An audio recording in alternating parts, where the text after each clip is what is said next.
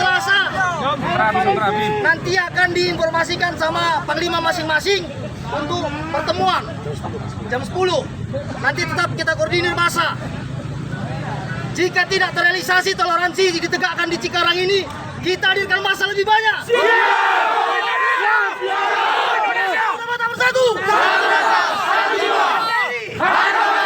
Panglima ambil alih, bubarkan.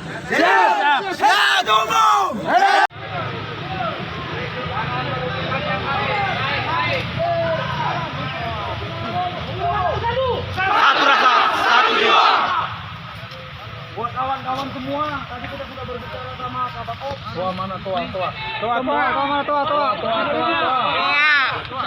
Segel sudah dibuka. Pemuda Makassar bersatu!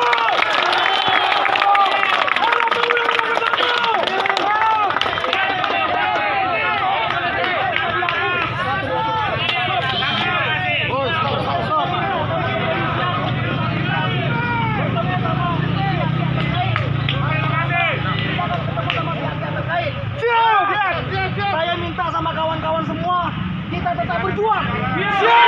Siap! Toleransi tetap bisa ditegakkan.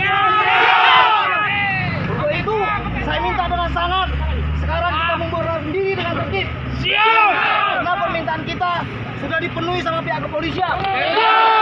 Era Pemuda Makassar bersatu!